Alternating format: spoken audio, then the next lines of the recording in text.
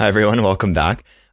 Today, I'm kind of hoping that people in the comments will be able to set me straight on something because I'm going to be talking about a book series that I've read a little bit of, but I'm definitely not a mega fan. It's something I've just been getting into within the last year, 2 years, and yeah, I don't really know what I'm missing. I'm assuming that I'm going to put the title of the books in the title of this video, so you probably guessed I'm talking about Dune. So let's back up a bit. I am a moderate fan of Denis Villeneuve, I would say. He's a director from Quebec in Canada. All of his movies get really good reviews. I haven't seen all of them, but the ones I have seen, I really liked. I was a big fan of Arrival when I saw that in theaters. And then Sicario, I saw afterwards, also really enjoyed. Enemy was really weird, but great. And then he did the second Blade Runner movie, which I personally thought was better than the first, but maybe that's a hot take. I don't know. I was never a mega fan of the first Blade Runner anyways. But anyways, my point is that he makes lots of really good movies. So when I heard that he was making the upcoming Dune film, I was excited and knew that I had to get into the series at least a little bit. What did I know about Dune before I heard that he was making the movie? I knew that it is a science fiction series from a long time ago. It turns out it's from like the 60s. I knew it was kind of the Lord of the Rings of sci-fi, where Lord of the Rings inspired tons of fantasy afterwards. Dune kind of did the same for sci-fi. Very influential. People rave about the Dune series. I also know that it's like unfilmable, apparently. People have attempted to make Dune movies, which I have not seen, but I've heard they're pretty weird. But with that said, I had lots of faith in Denis Villeneuve, as I stated before, and just looking at the cast, he picked a cast of great actors and actresses, and yeah, it just looked like a good project. I also have some friends who had read the books and they said, "Oh, it's amazing, you got to read it." So sometime last year, I read the first Dune book, and I thought it was okay. And then just recently, within the last month, I read Dune Messiah, which is the second one, and I thought it was okay. I guess before I go any further, I reserve full right to spoil the first two books of the Dune series. I'm just going to talk about them. I'm going to talk about things that I thought were good, as well as things I thought were super weird, and try to get to the bottom of what I like and don't like about them. And hopefully someone who is a bigger fan of them can explain to me what they love about it so much, because I think they're fine, but I am not in a hurry to reread the first two books. I'll probably get to a few other of them. I'm not put off by the series entirely, but I'm definitely not in a hurry to keep going. So the first Dune book starts and focuses on the Atreides family. I'll put the word up on the screen. Atreides family. They're a royal family. They are either acquiring or inheriting the planet Dune. So they're going to be the rulers of the planet Dune in this galaxy or solar system or whatever. Dune is a harsh desert planet. There's almost no moisture.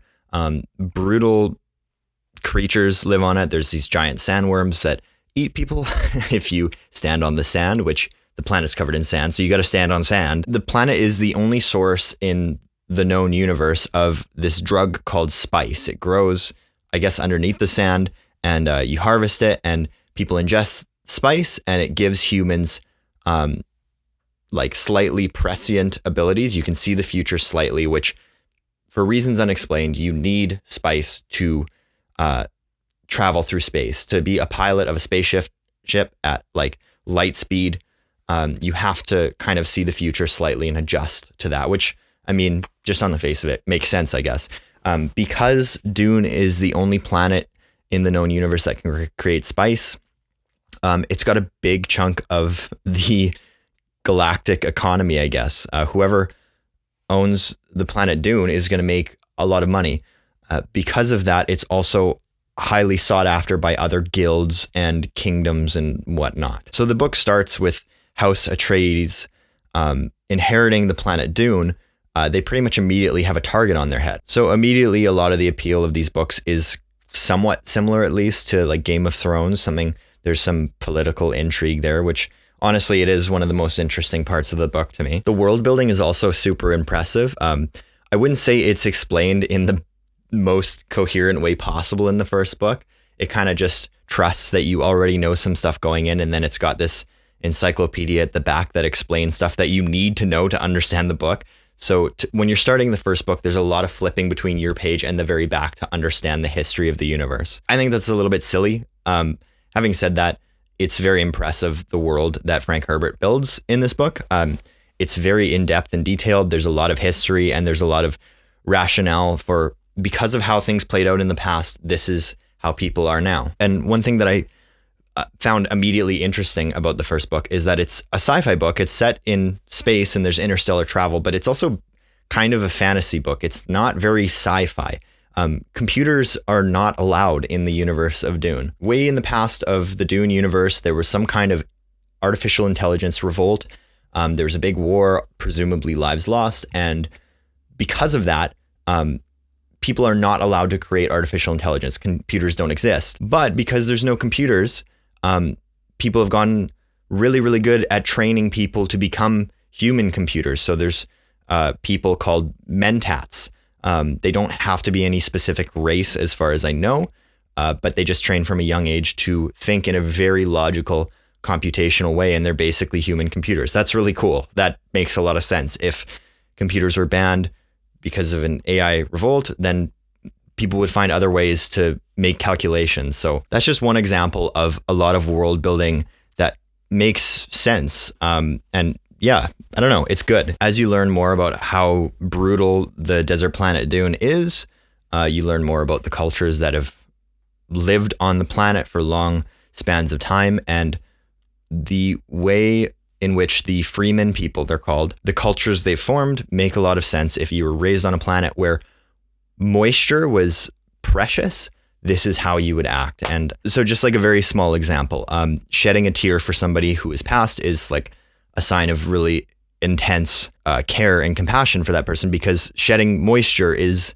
like literally drops of water from your eyeballs. That's moisture that could be used. That's how sparse moisture is. So all of that, great. All the world building, all the races, all the different factions and groups of people warring, all that stuff is super interesting.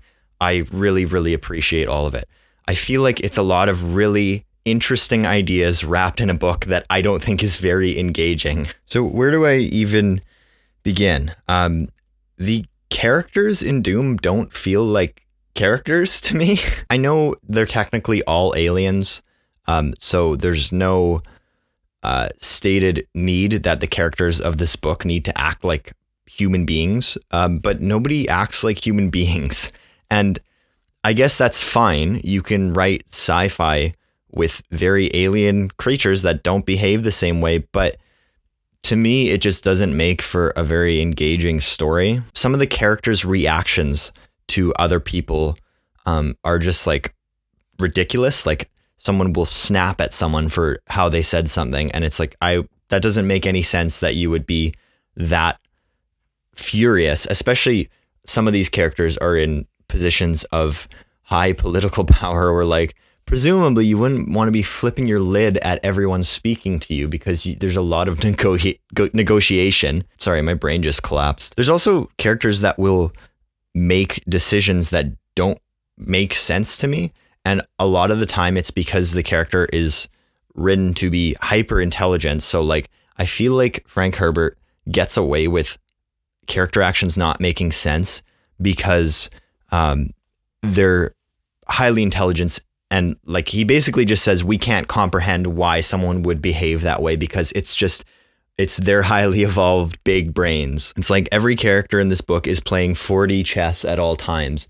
But it just seems kind of like a cop-out to me. There's instances in both these books where someone will say, don't worry, I have a plan, and it is beyond complex. And then the plan unveils and it's either kind of silly, or it's like no one could have predicted that that's how that would pan out. So it just feels like an excuse for Deus Ex Machina, if that makes sense. I want to give an example from Dune Messiah that is really fresh in my head. So Paul Atreides is from House Atreides. He becomes the head of House Atreides. There is a point in the second book where he knows for a fact that another faction has sent a creature to kill him, we'll say. I mean, I could get into the backstory of this. It's basically a reanimated body of one of his close companions from the past, but it's reanimated to have a new personality. Still has this friend's fighting abilities and, brain, but it's a new character for all intents and purposes. This creature, it is given to Paul as a gesture of goodwill, but Paul is so smart that he knows that the creature was given with intent to kill him. This creature, this reanimated friend, was a really good warrior. He was an intense fighter, and Paul knows that at some point this thing is going to be set off and assassinate him. The reanimated friend, who is named Duncan Idaho, Duncan says at one point, "They sent me to kill you. You should send me away," basically. And Paul says, No, I don't think I will. By the end of the book, that move of keeping Duncan around pans out for him, but there's no reason to believe it would. It just seems like a stupid decision at the time. So Frank is writing these really complex characters, and they're making stupid decisions that work out for things that nobody could predict. Or the flip of that is sometimes characters will state they have some super intense, complex plot, and then the reasoning behind it is like so obvious or stupid. Like, sorry, I'm jumping back. In the first book, Baron Harkonnen, he's this evil lord. He wants to assassinate Paul's father, who is the ruler of House Atreides in the first book. House Atreides has a doctor in their command called Dr. Yue. I believe his name's Dr. Yue. Dr. Yue has this kind of brain training. I forget what it's called, but it's a type of training where if you undergo it, it is so intense and it basically brainwashes you so that you will never betray the people you work for. So Dr. Yue, he's a doctor who will never, ever betray House Atreides because of this training he's gone into. And at the beginning of the book, Baron Harkonnen foreshadows, like, we have found a way to break this training that is so intense that he could never break it. We found a way to do it. So we are going to bring down House Atreides. And the way he gets Dr. Yue to betray House Atreides is by kidnapping his wife and saying, "Kill them or I'm going to torture your wife." That's like the first thing I would have thought of. And I'm an idiot. The people don't act like people. And even when people are supposed to be highly evolved and super intelligent, they don't come off that way. They either come off as like making stupid decisions or just being silly. That in and of itself wouldn't necessarily be an issue to me. But there's just not very human elements to it. Like, Paul becomes the main character and eventually rules House Atreides, and eventually in Dune Messiah he rules the known universe, and he's kind of just a jerk. Like, he's super rude to everybody he comes across. He even snaps at his partner Chani. It's not his wife for political reasons, but his partner snaps at her all the time. Everyone's super rude to each other. And then we're basically just told that Paul is obsessively in love with Chani, but we don't really see it. It's like they meet in the first book and then pretty much immediately get together, and then they tell each other how much they love each other, but then they don't really act like they love each other. And then that's kind of repeated in the second book too. Paul's sister falls in love with the reanimation of Duncan Idaho. And we know this because they tell each other that they love each other. And the narrator says, Paul's sister loves Duncan. Like, it's just kind of told to you. It's jarring and, like, to me, poor writing for the same reasons people complain about the prequel trilogy from Star Wars. Anakin and Padme's love is just told to you. It's not really shown in a really meaningful way. But then Dune gets away with it for some reason. Dune Messiah reminds me of the prequel trilogy so much, and people love the Dune series, and I never hear people saying that the characters act like weirdos, and I guess I don't get why it gets away with it. Just as a side note, speaking of reminding me of the prequel trilogy, holy smokes, you read these books and you realize how much of Dune George Lucas ripped off. Not only in the original Star Wars, but a good chunk of the plot of Dune Messiah is the plot of the prequel trilogy of Star Wars. So I don't know, not cool, I guess. Those are kind of the most concrete examples of criticism that I can give. The only other thing I really have to say is I just don't find the writing style very engaging. And I intend to read more of these books because I hear the fourth one has a lot of really interesting philosophical ideas, which I will give credit to the first two books. They have lots of interesting ideas. Dune Messiah has a lot of interesting political and philosophical things to say. It's just in a book where everyone acts like an alien weirdo and there's no human drama at all. And it's just written kind of boring. People always say, oh, well, keep going with the Dune series. The fourth one's great, but the third one, which is called Children of Dune, is a really boring one. So it's kind of hard to get through after reading the first two, which are super exciting. And I've always been like, the first two are supposed to be super exciting. I see people online saying that like the first Dune book is a perfect example of the hero's journey, a perfect hero's journey novel. And like, I don't know about that. Really interesting world, really interesting things to be said.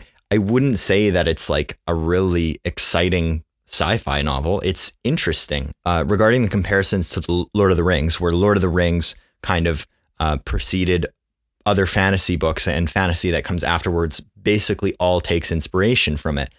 People say the same thing about Dune, where it's kind of an older sci-fi book, but it inspired so much sci-fi afterwards. Even if I don't personally gel with Tolkien's writing style, I have a hard time getting through it. There's a lot of things about those books that I appreciate and I think are still engaging today. Like the characters in those books are very human. There's a very human element to the bond between all the hobbits and the Fellowship. But that's just a book series where even if I have a hard time getting through them, I very, very much understand why they are still insanely popular. That's true of Dune as well. I get why it's very influential. I get why it's engaging. I just don't feel that it was engaging for the same reasons I see people talk about online. I see a lot of people saying that it's an exciting sci-fi book. I mean, at the end of the day, I enjoyed them enough. I'm going to continue reading at least up to the fourth one. I wouldn't recommend reading the Wikipedia plot summaries just to get a sense of the world building or anything like that. I still think they are worth the read. I just don't know that it would be my first recommendation as far as sci-fi books go. There are sci-fi books I've read in the recent past that I thought were a lot more page turner-y. The Hyperion series stands out. There's a lot to like about Dan Simmons' Hyperion and Fall of Hyperion. I read both of those back to back last year, I think, and really exciting, at times terrifying, like edge of your seat writing style, but there's also a lot of really interesting world building.